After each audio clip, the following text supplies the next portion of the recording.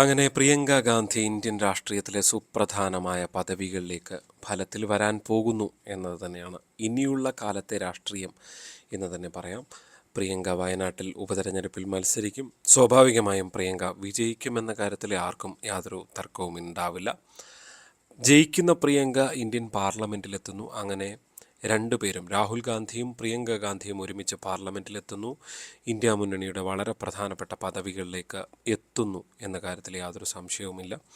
പ്രിയങ്കയ്ക്ക് കുറച്ചുകൂടി ജനസ്വീകാര്യത ഒരു തെരഞ്ഞെടുപ്പിൽ മത്സരിക്കുമ്പോൾ ഉണ്ടാകും എന്ന കാര്യത്തിൽ യാതൊരു സംശയമില്ല. കാരണം പ്രിയങ്ക ഗാന്ധി എപ്പോഴും ആളുകൾ ചൂണ്ടിക്കാട്ടിയിരുന്നത് ഇന്ദിരാഗാന്ധിയുമായി ബന്ധപ്പെട്ട സാമ്യങ്ങളാണ്.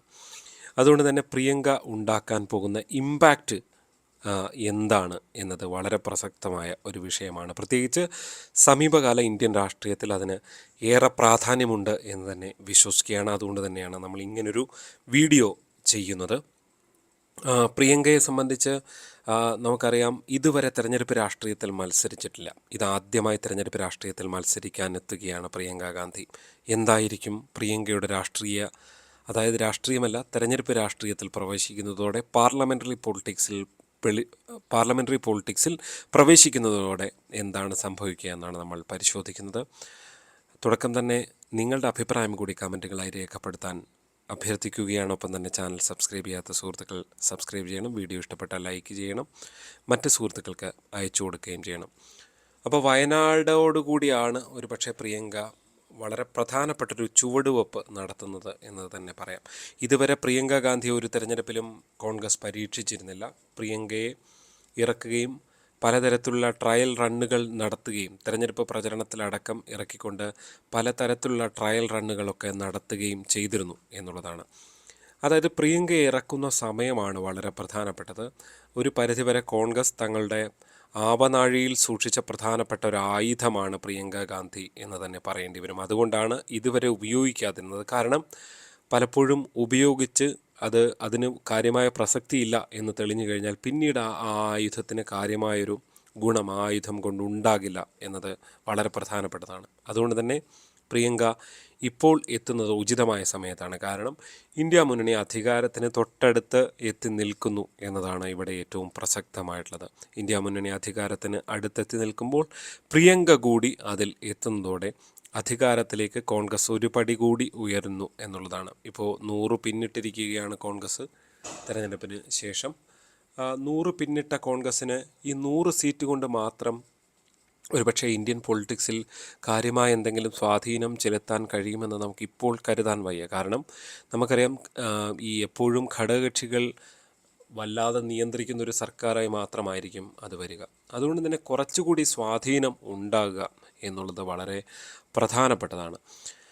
വളരെ മുന്നോട്ട് പോകുക എന്നുള്ളത് വളരെ പ്രധാനപ്പെട്ടതാണ്. അവിടെ രാഹുലിനൊപ്പം ഒരു പരിധിവരെ ഇന്ദിരാഗാന്ധി എന്ന ഒരു പ്രതിച്ഛായ, അതൊരു മുഖച്ഛായ ഉള്ളത് കൊണ്ട് തന്നെ പ്രിയങ്കയ്ക്ക് കിട്ടുന്ന സ്വീകാര്യത വളരെ വലുതായിരിക്കും എന്ന് തന്നെ പറയേണ്ടി വരും. അതായത് കോൺഗ്രസ് രാഷ്ട്രീയം അല്പം കൂടി കുതിച്ചു മുന്നോട്ട് പോകുന്നു എന്നുള്ളതാണ് പ്രിയങ്കയുടെ വരവോടുകൂടി പ്രതീക്ഷിക്കേണ്ടത്.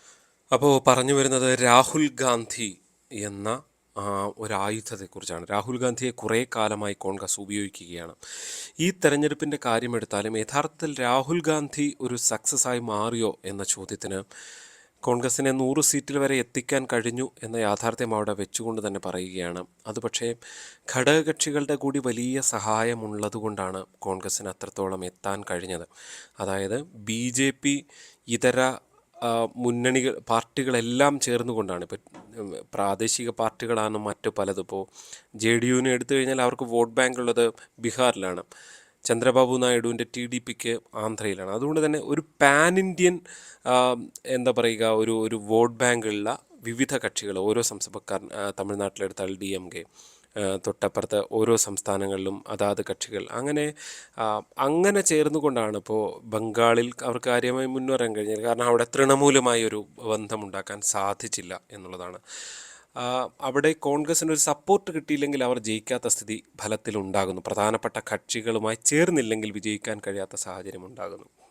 ഇപ്പോൾ ഉത്തർപ്രദേശിൽ സമാജ്വാദി പാർട്ടിയുമായി ചേർന്നതുകൊണ്ടാണ് ഫലത്തിൽ കോൺഗ്രസ്സിന് വിജയിക്കാൻ കഴിഞ്ഞത്. അതുകൊണ്ട് തന്നെ ഈ തെരഞ്ഞെടുപ്പ് വിജയിച്ചത് രാഹുലിൻ്റെ കഴിവുകൊണ്ട് എന്നൊരു ചിന്താഗതിയിലേക്ക് നമുക്ക് പോകാൻ കഴിയില്ല. അതിൽ ഘടകകക്ഷികളുടെ പ്രാധാന്യം വളരെ പ്രധാനപ്പെട്ടതാണ്.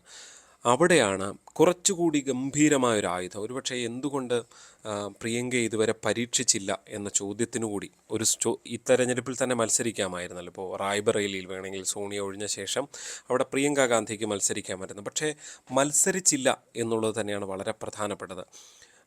ഒരു കരുതിക്കൂട്ടി വെക്കുന്ന ഒരു ആയുധം എന്ന നിലയിൽ മാത്രം പ്രിയങ്കയെ അവിടെ വെക്കുമ്പോൾ ഭാവി രാഷ്ട്രീയത്തിലേക്കുള്ള വളരെ നിർണായകമായൊരു തുറുപ്പ് ചീട്ടായി പ്രിയങ്കയെ ഉപയോഗിക്കാൻ കോൺഗ്രസ് തീരുമാനിക്കുന്നു എന്നുകൂടി പറയേണ്ടി വരും. ഇപ്പോൾ രാഹുലിന് സ്വാധീനം ചെലുത്താൻ കഴിഞ്ഞില്ല. ഇപ്പോൾ കഴിഞ്ഞ തവണ വയനാട് MP ആയിരുന്നു.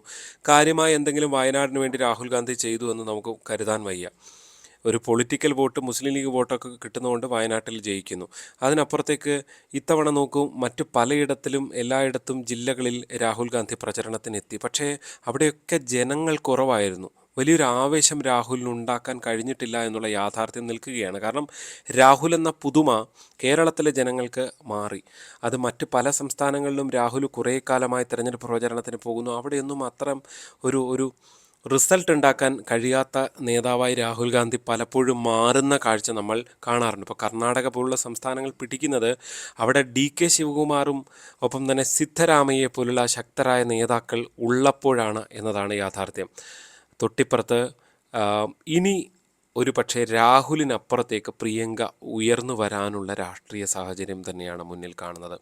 അടുത്ത പ്രധാനമന്ത്രിയായി പ്രിയങ്ക ഗാന്ധിയെ ഉയർത്തിക്കാട്ടിയാൽ ഒരുപക്ഷെ അത്തരമൊരു തുറുപ്പ് ചീട്ടിലേക്ക് കോൺഗ്രസ് കടന്നാൽ അത്ഭുതപ്പെടാനില്ല. പ്രത്യേകിച്ച് രാഹുൽ ഗാന്ധിയും പ്രിയങ്ക ഗാന്ധിയും വളരെ അടുത്ത ബന്ധമാണ് എന്നുള്ളതാണ് അവരുടെ എപ്പോഴുമുള്ള വീഡിയോകളിൽ നിന്ന് കാണുമ്പോൾ നമുക്ക് മനസ്സിലാക്കാൻ സാധിക്കും. എപ്പോഴും അങ്ങനെ ഒരു സ്നേഹമുണ്ട്, തങ്ങളിപ്പോഴും ഒരു കുഞ്ഞുകുട്ടികളാണെന്ന് പോലും തെളിയിക്കാൻ അവർ ശ്രമിക്കാറുണ്ട്. അതുകൊണ്ട് തന്നെ പ്രിയങ്കയെ ഉയർത്തിക്കാട്ടുന്നു. തൊട്ടടുത്ത പ്രധാനമന്ത്രി എന്ന നിലയിൽ ഉയർത്തിക്കാട്ടുമ്പോൾ കോൺഗ്രസ്സിന് കുറച്ചുകൂടി മുന്നോട്ട് പോക്കൊരു പക്ഷേ സാധ്യമായേക്കാം. കാരണം ഇന്ദിരാഗാന്ധി എന്ന പ്രധാനമന്ത്രിയും അവരുടെ ഒരു മുഖഛായയും പ്രിയങ്കയ്ക്കുണ്ടാക്കുന്ന റിസൾട്ട് ചെറുതല്ല എന്ന യാഥാർത്ഥ്യം അവിടെ നിൽക്കുകയാണ്. അതായത് വരുന്ന തെരഞ്ഞെടുപ്പിൽ രാഹുലായിരിക്കില്ല കോൺഗ്രസിൻ്റെ മുഖം. രാഹുലും ഉണ്ടാകും, ഒപ്പമുണ്ടാകും, ചേർന്ന് മത്സരിക്കും. പക്ഷേ ഒരു പരിധിവരെ ഒരു പ്രചരണങ്ങൾ പ്രിയങ്ക പ്രധാനമന്ത്രി ആയേക്കും എന്ന തരത്തിലുള്ള പ്രചരണങ്ങൾ നടത്താനുള്ള ശ്രമങ്ങൾ തന്നെ കോൺഗ്രസ് നടത്തും എന്ന കാര്യത്തിൽ യാതൊരു സംശയവുമില്ല. അതായത് കേരളത്തിലടക്കം വളരെ പ്രധാനപ്പെട്ട ഇമ്പാക്റ്റ് ഉണ്ടാക്കാൻ പറ്റുന്ന ഒരു സംഭവമായി പ്രിയങ്കയുടെ രാഷ്ട്രീയ പ്രവേശമല്ല, പാർലമെൻ്ററി പൊളിറ്റിക്സിലേക്കുള്ള പ്രവേശം മാറുകയാണ്. കോൺഗ്രസ് കുറച്ചുകൂടി പ്രിയങ്കയുടെ ചിറകിൽ ഉദിച്ച് ഉയരും എന്ന് തന്നെയാണ് ഞാൻ വിലയിരുത്തുന്നത്. പ്രിയങ്കയുടെ ജനങ്ങളോടുള്ള പ്രസംഗം, അവരുടെ പെരുമാറ്റ രീതികൾ, ഇതെല്ലാം വളരെ പ്രധാനപ്പെട്ടതാണ്, ജനങ്ങളെ സ്വാധീനിക്കാൻ കഴിയുന്നതാണ് എന്ന് തന്നെ വിലയിരുത്തുകയാണ്. നിങ്ങളുടെ അഭിപ്രായം ഇക്കാര്യത്തിൽ എന്താണ് എന്ന് കമൻറ്റുകളായി രേഖപ്പെടുത്താനും താല്പര്യപ്പെട്ടുകൊണ്ട് ഈ വീഡിയോ അവസാനിപ്പിക്കുകയാണ്. നന്ദി.